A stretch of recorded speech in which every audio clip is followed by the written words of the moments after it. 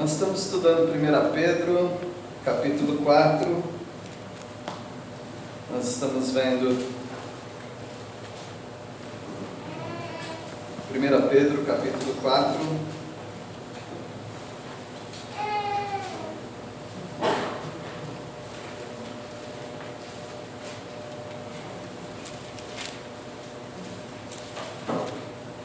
Pedro capítulo 4, nós estamos estudando sobre o trabalho de Deus. Todo trabalho que nós fazemos para Deus é um trabalho espiritual. Não importa se o seu trabalho seja físico, se você está rebocando uma parede, colocando rufo para que a água não umedeça o local, se você está pintando uma parede, se você está varrendo o chão, se você está distribuindo um folheto da Palavra de Deus para pessoas, dando um estudo para elas, não importa qual seja a modalidade do seu trabalho, se é feito para o Senhor, para Deus, é um trabalho espiritual. O Senhor Jesus diz, inclusive, que se alguém der um copo de água fria para um obreiro, um pregador da palavra, no caráter de profeta, ou seja, você deu aquele copo de água, mas não simplesmente você deu um copo de água, você está servindo na obra de Deus, você vai ganhar o galardão, ou seja, o prêmio que aquele pregador vai ganhar, você ganha também pelo fato de ter servido a Deus em cooperação com aquele obreiro. É maravilhoso trabalhar para o Senhor. Nós vimos que há em nós um trabalho de santificação, de purificação das nossas vidas, arrastando para fora de nós aqueles hábitos repetitivos do pecado e nos purificando com a vida de Cristo Jesus. Isso é um trabalho espiritual. Hoje pela manhã nós vimos que outro trabalho espiritual é o trabalho da hospitalidade. Receber bem as pessoas, abrir o coração e abrir as portas da nossa casa, auxiliar as pessoas nas suas necessidades, isso é um trabalho espiritual. Mas nós vemos aqui a partir do versículo 12 que não há trabalho para Deus que não seja debaixo do sofrimento. Todo trabalho é debaixo de alguma medida de sofrimento.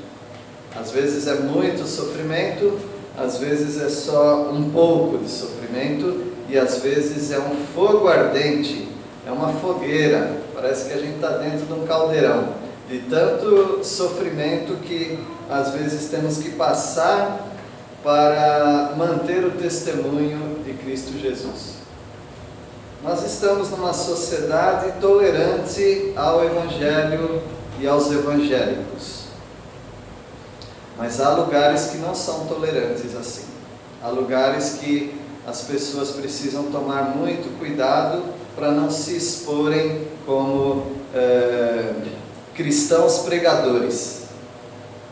Às vezes elas podem se apresentar como cristãs, porque elas têm a religião delas, elas acreditam em Cristo, mas um cristão que prega a palavra com o fim de trazer outros para se tornarem cristãos também, aí se tornaria muito arriscado em alguns lugares. O sofrimento seria muito grande e às vezes até com o risco da própria vida. Você hoje cantou livremente. Deu para perceber que a igreja cantou bem alegre. A gente estava bem alegre cantando. Soltamos a voz, afinado ou não tem problema. Nós soltamos a voz para louvar a Deus. Sem o risco de vamos cantar baixinho. Não vamos nos exaltar. Porque alguém pode descobrir que nós estamos reunidos. Não, nada disso. Nós viemos com a Bíblia nas mãos. Alguns, né? Alguns estão com celular. Mas não tem problema. Quem nos vir, quem observar a gente andando na rua com a Bíblia, ninguém vai jogar pedra em nós. ninguém vai nos dar um empurrão, ninguém vai nos xingar, ninguém vai cuspir em nós. Nós vivemos de uma maneira, eu digo que muito mais do que relativa, nós vivemos de uma maneira absolutamente tranquila quanto ao Evangelho. Por enquanto, eu não sei até quando, e também não sei se em todos os lugares do nosso país. Mas há alguns outros tipos de sofrimento por estarmos no Evangelho.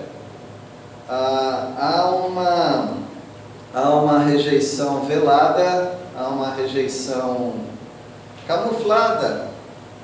Às vezes nós percebemos que algumas pessoas não são favoráveis ao Evangelho da maneira como nós cremos, da maneira como nós pregamos, da maneira como nós lemos na Bíblia. Por exemplo, nem todas as pessoas gostam de ouvir que o Evangelho é somente pela graça, que a salvação é só pela graça, por meio da fé, e que nada precisa fazer para obter a salvação, mas confiar única e exclusivamente no sacrifício de Cristo Jesus. Algumas pessoas não gostam de ouvir isso, não. E às vezes essas pessoas são familiares nossos, às vezes são nossos amigos, às vezes são pessoas que trabalham conosco.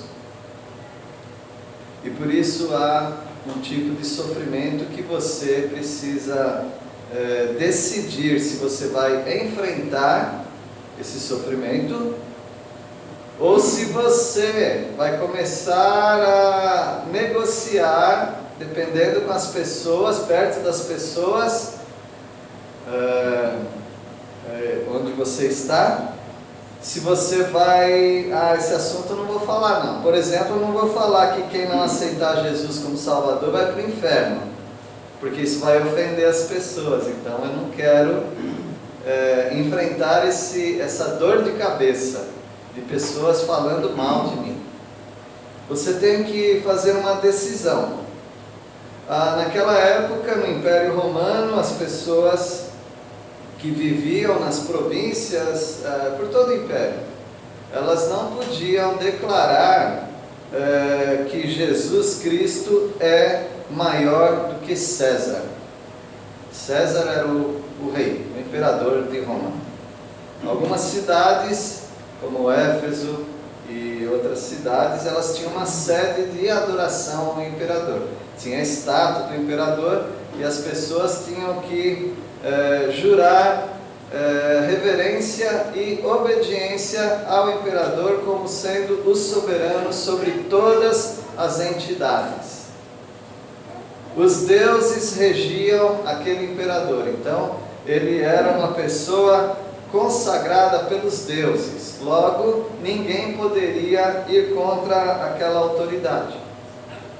E algumas pessoas que falavam que Jesus Cristo é maior do que o imperador e só a ele nós vamos adorar, algumas dessas pessoas eram presas. E essas pessoas parece, em alguns casos, elas tinham a chance de se retratar. Quem é Senhor? Jesus ou César? Se elas falassem Jesus, então elas poderiam morrer. Mas escuta, não é só falar César e está tudo bem? É só da boca para fora mesmo? Quem é Senhor? É César. Depois você vira as costas, vai para sua família, lê a Bíblia e faz uma oração a Jesus e esquece César. Não é assim que o cristão vive. O cristão, ele é autêntico. O cristão, ele fala para a sua família o que ele crê. O Senhor Jesus disse: eu não vim trazer paz, eu vim trazer espada. Uma família de 5, 3 ficam contra 2, 2 contra 3. E a família se divide muitas vezes. As amizades são rompidas, porque algumas pessoas são muito, vou usar essa palavra de modo errado, né? Algumas pessoas são muito radicais na sua fé. Elas vão até o extremo da sua convicção. a ponto de não se preocuparem se o próprio pai ou mãe ou irmão o rechaçar, o rejeitar. Algumas pessoas elas vão até esse extremo. Então tem dois tipos de cristãos. Tem os cristãos que testemunham a sua fé com convicção, e tem aqueles que se omitem. Eles não querem dar a sua opinião muito forte sobre o que eles creem. E aqui nós temos um texto de pessoas que tinham convicção, e elas sabiam que custava alguma coisa testemunhar de Cristo Jesus. E algumas pessoas, refere-se ao apóstolo Pedro, também João Marcos, outras pessoas que estavam com ele e muitos outros cristãos. E ele está te convidando a ter uma convicção mais firme a respeito daquilo que você crê. Talvez a nossa vida mansa e tranquila seja exatamente porque nós não temos convicções muito fortes. A partir do momento que começarmos a expressar a nossa convicção de maneira muito forte para as pessoas, muito radical, algumas pessoas elas vão partir para a briga. Algumas pessoas vão nos rejeitar como pessoas que elas querem estar perto. Vamos ler então 1 Pedro capítulo 4, versículo 12. Amados, não estranheis o fogo ardente que surge no meio de vós, destinado a provar-vos como se alguma coisa extraordinária vos estivesse acontecendo. Bom, eu leio esse versículo, eu acho totalmente estranho. E ele falou para não estranhar. O estranho para mim é alguém estar sofrendo por causa do Evangelho, porque eu não tenho muito costume de ver isso. Eu já ouvi falar, mas eu mesmo não tenho sofrido pelo Evangelho da maneira que eles sofriam. Mas vamos então dar um mergulho no ano 62 da nossa era, quando nós estamos no meio do Império Romano, nessas cidades onde a adoração ao imperador é compulsória, ou seja, é obrigatória. E algumas pessoas estão sendo arrastadas para os tribunais porque elas estão rejeitando César como o soberano. E estão dizendo que o maioral, o rei de todo o universo, não só dessa terra, mas de todo o universo, é Jesus Cristo, o Filho de Deus. E Pedro está se dirigindo para essas pessoas. Ele diz: meus irmãos, amados, queridos, não estranhem o fogo forte, fogo ardente, que surgiu aí no meio de vocês. Esse fogo tem um objetivo, esses sofrimentos têm um objetivo, que é provar. Provar quer dizer atestar, verificar se é ou não é. Deus quer provar se realmente vocês são cristãos verdadeiros, genuínos. Se vocês são crentes destemidos, corajosos e convictos daquilo que vocês acreditam. Então ele fala: não estranhe, como se alguma coisa extraordinária estivesse acontecendo. É totalmente normal. É normal mesmo, né? Arrastar um para cá, bater no outro, chicotear, é muito normal. Para eles era normal, para nós não. Mas eu queria dizer para os irmãos que talvez nesse momento, em muitos lugares do mundo, na maior parte do mundo, onde reside maior número de pessoas, não de cristãos exatamente, mas de pessoas, pessoas estão sofrendo por causa do Evangelho, sendo presas inclusive.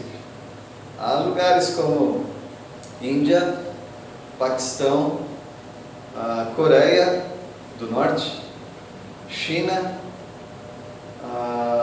Filipinas, Indonésia, perto de nós no Peru, um lugar lá chamado Machu Picchu.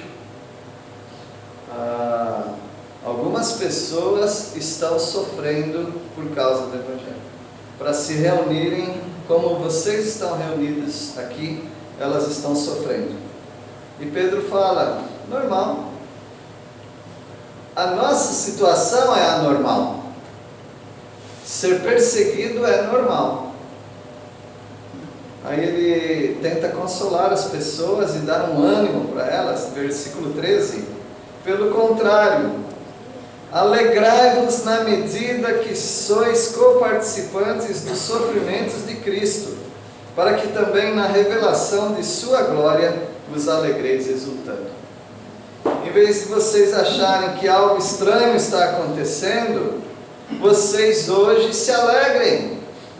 Fiquem contentes quando vocês estão sofrendo por amor a Cristo Jesus, por defender as suas convicções na palavra do Senhor. Porque se vocês fizerem isso, vocês são participantes junto com Cristo. É como se você estivesse lá na Via Dolorosa, naquela rua que saía de Jerusalém e ia até o Monte da Caveira, o Gólgota. É como se você estivesse com Jesus, é como se você fosse o Cirineu, lembra do Cirineu? Que carregou a madeira, né? O madeiro. É como se você estivesse subindo na cruz com Cristo Jesus. Você é coparticipante. Você está participando da crucificação de Cristo. Se você está sofrendo por Ele. Porque se você sofre por amor a Cristo Jesus, por causa do Evangelho, você está fazendo exatamente o que Cristo fez. Ele sofreu por causa do Evangelho. Mas na revelação de Jesus Cristo, na glória, quando Ele voltar, ou quando você se encontrar com Ele, você vai ter uma alegria grandiosa, uma alegria exultante, uma alegria muito alegre, porque exultação e alegria é a mesma coisa. E Pedro, ele diz, versículo 14, se pelo nome de Cristo sois injuriados, bem-aventurados sois, porque sobre vós repousa o Espírito da glória e de Deus. Para esses sofredores, por causa de Cristo, que estão sendo xingados por causa de Cristo, estão sendo maltratados, eles são felizes, porque bem-aventurados significa felizes. Eles são felizes porque, de um modo especial, o Espírito Santo está repousando sobre eles, o Espírito da glória, o Espírito de Deus. Eles estão recebendo sobre eles um bálsamo. Bálsamo era um óleo que eles usavam como medicinal. Nós não somos perseguidos, mas a gente também não sente um bálsamo. Nós não somos perseguidos, mas nós também não sentimos consolo. Porque qual a necessidade que tem de enxugar a lágrima de alguém que não está derramando lágrima? Então, pessoas que não estão sofrendo, elas não dão valor ao consolo. Mas as pessoas que estão sofrendo, elas dão muito valor ao consolo. E a palavra de Deus promete e também retrata com exemplos que pessoas sofredoras, pela razão certa, né? Essas pessoas experimentam a graça de Deus mais abundantemente e mais de perto. Aí eu começo a ficar um pouco com inveja, porque perseguição não tem, mas também não tem a graça abundante. A graça abundante tem, mas é para quando precisar. Se nós não estamos precisando, então nós começamos a nos esfriar, a nos distrair, porque a graça do Senhor é aquela, não é aquele presente apenas, mas é aquela certeza que nos dá uma sensação maravilhosa. Algumas pessoas no leito de enfermidade, elas sentem essa graça. Algumas pessoas que foram maltratadas por alguma razão, elas sentem essa graça. E as pessoas perseguidas, elas se sentem mais íntimas de Deus. Então, algumas pessoas falam: coitado daqueles crentes que estão sendo perseguidos nesses lugares, coitadinho deles, coitadinho de nós. Porque eles estão experimentando aquilo que a gente quer experimentar. Porque se nós olharmos só o sofrimento, então nós somos pessoas com a visão muito pequena. Se nós olharmos o que o sofrimento pode produzir na vida de um cristão, de um crente em Cristo Jesus, aí a nossa visão ficou mais ampla. Versículo 15. Pedro agora vai falar que não vale qualquer sofrimento, tá bom? Tem que ser o sofrimento certo. Versículo 15. Não sofra, porém, nenhum de vós como assassino, ou como ladrão, ou malfeitor, ou como quem se intromete em negócios de outrem. Ou seja, se a pessoa matou alguém, roubou alguma coisa, roubou alguém, fez coisas ruins para as pessoas, e é uma pessoa intrometida nos negócios de outras pessoas, elas vão sofrer mesmo, elas vão sofrer porque elas merecem sofrer. Porque essas pessoas, elas estão maltratando outras. E há a lei da retribuição. Você faz uma coisa ruim para alguém, em troca você recebe algo ruim também. Esse tipo de sofrimento não vale, porque isso o desqualifica para receber a abundante graça do Senhor. Tem que ser o sofrimento correto, pelo motivo e motivação corretos. Versículo 16. Mas se sofrer como cristão, não se envergonhe disso, antes glorifique a Deus com esse nome. Se você sofre por causa do Evangelho, sofre porque é um seguidor de Cristo Jesus, porque você não abre mão das doutrinas do céu, do inferno, do arrebatamento, da punição, do juízo, da graça. Você não abre mão dessas doutrinas, está sofrendo por causa delas, e você não deve ficar com vergonha. Você deve glorificar a Deus com esse nome. Qual nome? O nome de cristão. Cristão vem da palavra cristiano. No grego é cristiano, que quer dizer Cristozinho, Cristo pequenininho. Então é como Cristo é o maioral e ele produz vários dele. Você é feitura de Cristo Jesus. Você que creu em Cristo Jesus, você é uma miniatura de Cristo Jesus. E você não deve ter vergonha disso, você deve glorificar a Deus com esse nome de cristão. Versículo 17. Porque a ocasião de começar o juízo pela casa de Deus é chegada. Ora, se primeiro vem por nós, qual será o fim daqueles que não obedecem ao Evangelho de Deus? Nós sempre temos que ir um pouco além e olhar mais distante para ver onde que vai dar esse sofrimento. Esses que estão perdendo suas casas, que estão sofrendo fisicamente, que estão sendo confiscados, tendo seus bens retirados pelo governo ou por pessoas que não creem nesse Evangelho. Essas pessoas que estão sofrendo desse jeito, elas estão sendo como que julgadas. Mas além desse sofrimento, há um juízo na casa de Deus. O Senhor, Ele passa no meio do povo dele. Aqui é só um exemplar do povo de Deus. Algumas pessoas estão aqui. Mas tem outras pessoas nessa cidade, nesse país, no mundo inteiro. Pessoas que creem e vivem para Cristo Jesus. Essas pessoas também sofrem uma disciplina. Porque se há pecado no nosso meio, se há falta de amor, se há frieza espiritual, o julgamento vem. Ele vem nos julgando. Ele tem várias formas de julgar, e eu não quero catalogar nenhuma na sua vida, só dizendo de modo geral. Ele pode mexer com a saúde, ele pode mexer com as finanças, ele pode mexer dentro do lar,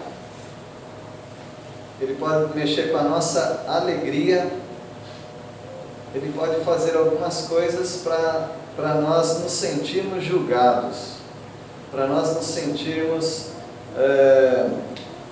culpados, para buscarmos ao Senhor em arrependimento. Isso é o juízo na casa de Deus.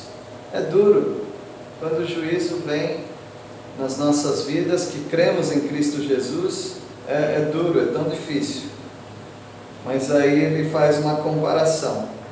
Se é difícil para a gente, imagina para aqueles que não são de Cristo. Imagina para aqueles que não obedecem ao Evangelho. O sofrimento deles é incomparavelmente maior. O nosso sofrimento é só nesse mundo. E em breve nós estaremos com o Senhor. E nós teremos toda a eternidade de grande alegria. E só alegria.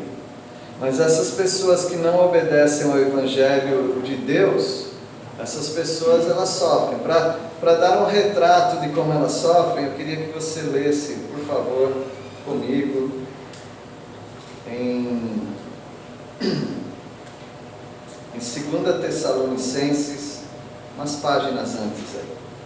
Segunda carta de Paulo aos Tessalonicenses, versículo 6, a partir do versículo 6. Veja o quadro de alguém que sofre sem Cristo. Se você sofrer porque você ama ao Evangelho, ama a palavra, ama ao Senhor Jesus Cristo, não pense que esse sofrimento é tão grande assim. Porque veja o sofrimento de quem não tem Cristo Jesus. Como vai ser? 2 Tessalonicenses 1,6. Se de fato é justo para com Deus que Ele dê em paga tribulação aos que vos atribulam, em paga quer dizer em retribuição, né? Versículo 7. E a vós outros que sois atribulados, alívio juntamente conosco, quando do céu se manifestar o Senhor Jesus com os anjos do seu poder. Um dia o Senhor vai se manifestar.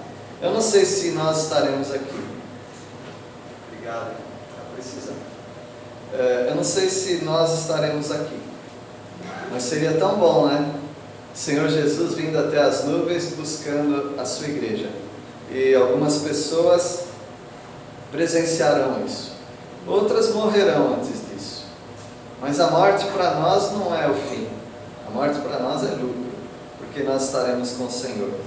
Versículo 8, alguém pode ler? Em chamas de fogo, trazendo juízo sobre os que não conhecem a Deus e sobre os que se recusam a obedecer às boas novas de nosso Senhor Jesus. Chama de fogo.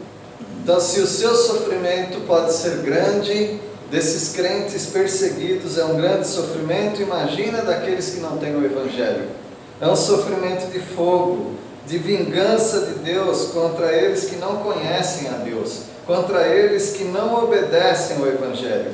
Versículo 9 diz: estes sofrerão penalidade de eterna destruição, banidos da face do Senhor e da glória do seu poder. É para sempre e nunca terão a oportunidade mais de ouvir e de aceitar e de presenciar Deus. É um sofrimento que não dá para calcular. Voltando para 1 Pedro 4, versículo 18 agora. Então, versículo 17 fala que chegou o juízo na casa de Deus, o sofrimento. Mas imagina aqueles que não têm a Cristo Jesus, não são salvos por Ele. Aí o versículo 18. E se é com dificuldade que o justo é salvo, Onde vai comparecer o ímpio? Sim, o pecador. Para ser salvo, você precisou apenas crer que Cristo Jesus morreu e tomou os seus pecados para Ele, e ao morrer, Ele pega a maldição do pecado e em troca Ele te dá a justiça dele para poder comparecer diante do Pai. Então você está livre de toda condenação. Ele ressuscitou e também está com Deus, e não é problema para ele mais. Mas para algumas pessoas, aceitar esse Evangelho e permanecer nele é com muita dificuldade. Como eu mencionei, em alguns países, em alguns lugares, para manter essa convicção. Isso tudo que eu estou falando para os irmãos, que vocês também creem, as pessoas, elas têm que ficar com essas palavras só na cabeça, porque se elas falarem e alguém ouvir, elas podem sofrer muito por causa disso. Tortura, sofrimento, separação da família, risco dos bens e prisão e morte. É com dificuldade que alguns justos são salvos. A Bíblia não diz isso, né? Ela diz, se é com dificuldade que o justo é salvo. Talvez vai chegar a nossa vez, eu não sei. Mas por enquanto eu digo o que eu estou passando. Não está difícil. Está sendo difícil vir à igreja? Está sendo difícil ler a Bíblia, orar? Está sendo difícil se encontrar com irmãos maravilhosos? Está sendo difícil estar numa reunião de oração em que os seus pedidos são apresentados, você ora, às vezes em 2 dias, 1 dia, a resposta já vem? Está sendo difícil, não está? Está sendo gratificante, muito bom, e que continue assim. Está muito bom assim. Mas algumas pessoas, elas sofrem muito para manter o Evangelho. Se é com dificuldade que o justo é salvo, imagina o incrédulo. Você pensa que a vida deles é tranquila. É só você ler o Salmo 73. Ele até exagerava, ele falava, não, eles não têm sofrimento, eles nem ficam doentes, eles comem do bom, do melhor. O corpo deles nem doença tem, nem cansaço eles sentem. É inveja de alguém que ele não deveria ter inveja. Você não sabe o que o incrédulo passa. No versículo 17 daquele Salmo 73, até que eu entrei no santuário e vi o fim deles. Aí os olhos se abriram. Aí você vê como, lendo dos versículos 18 até o fim, hoje você tem uma lição de casa, lê o Salmo 73. Aí você vê como essas pessoas sofrem. E elas sofrem por estarem longe de Deus aqui nesse mundo, tentando preencher a vida delas com um monte de coisa que não satisfaz. Não satisfaz no sentido espiritual e eterno.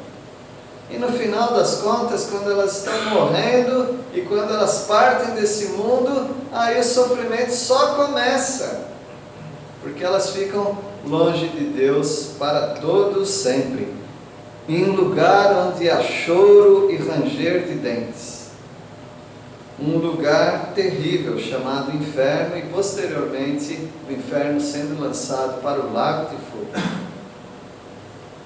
Se é com dificuldade que um justo é salvo, onde vai comparecer o ímpio? Sim, o pecador. Que será da vida dessas pessoas, se elas não mudarem, e aceitarem a salvação de Cristo? E finalizando com o versículo 19. Por isso também os que sofrem segundo a vontade de Deus, encomendem a sua alma ao fiel Criador na prática do bem. Para aqueles que estão sofrendo, e sofrendo pela maneira, por causa do motivo certo, ou seja, de fazer a vontade de Deus. Essas pessoas, o que elas devem fazer? Elas devem encomendar a sua alma, ou seja, Senhor, aqui está a minha alma, aqui está a minha vida, faça comigo o que o Senhor quiser. O Senhor é o meu fiel Criador. E enquanto isso, pratique o bem. Faça aquilo que a palavra de Deus ensina. Esse é o trabalho de quem vive debaixo do sofrimento. E na Bíblia nós temos vários justos, tanto homens quanto mulheres, que estiveram debaixo do sofrimento e que foram muito fiéis.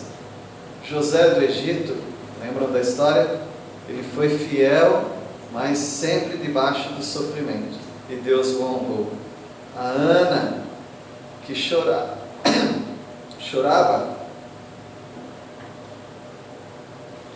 estava no templo, ou melhor, na casa do Senhor, orando, até foi confundida como se estivesse bêbada, mas ela estava orando, por algo que ela desejava muito diante do Senhor, que resolveria muito os seus problemas, lembram? Jacó, na casa de Labão, o Labão que fez lambança com ele, ele trabalhou 7 anos para ter uma esposa. Ao final dos 7 anos ele recebeu outra que não era a que ele queria. Aí então ele trabalhou mais 7 anos. Jacó significa enganador, e ele sofreu do próprio veneno. Ele foi enganado, mas Deus o honrou. Ele esteve debaixo de sofrimento. A Esther, a rainha Esther no palácio, ela sofreu pelo seu povo também, com risco de morte, mas ela foi fiel, debaixo do sofrimento, mas foi fiel. Não preciso nem falar de Jó, né? Será que Jó sofreu? Quem conhece a história sabe, mas ele sempre foi, ele tinha a virtude que vai ser o tema da reunião dos jovens. Qual? Integridade, né? E Jesus no ministério terreno. Jesus teve um ministério bem curto, né? 3 anos apenas, mas só de sofrimento. Ele sofreu muito, e ele foi obediente até a morte vergonhosa de cruz, mas ele foi fiel. Então, o apóstolo Paulo também disse: todos aqueles que querem viver nesse mundo de modo piedoso hão de sofrer, vão sofrer mesmo. Então, a nós que estamos com uma vida muito boa, muito tranquila, vamos agradecer ao Senhor. Não precisa orar por sofrimento, tá bom? Eles vêm. Espera um momento que eles vêm. Mas enquanto isso, vamos louvar ao Senhor, porque podemos falar dessa palavra, dar estudo, convidar pessoas para ouvir a palavra, e vamos testemunhando do Senhor, porque em muitos lugares eles não podem fazer isso. Que Deus nos abençoe, que esse trabalho espiritual, tanto da santificação, da hospitalidade e também o trabalho debaixo do sofrimento, que seja para a glória do Senhor e fortalecimento da sua vida cristã. Vamos orar. Nosso Deus, agradecemos porque a Tua palavra é muito rica para nos ensinar, nos inspirar e motivar a viver para o Senhor de uma vida correta. Nós agradecemos a Deus pela paz que nós temos na nossa sociedade. Queremos que continue assim, mas estamos também dependendo da Tua graça caso alguma coisa mudar. E pedimos a Deus que agora, hoje, nessa paz que vivemos, que tenhamos uma reserva de convicção, para que quando vier o momento mau, os dias maus, estejamos firmes. Nós agradecemos pela Tua palavra que nos incentiva. É em nome de Jesus que oramos. Amém.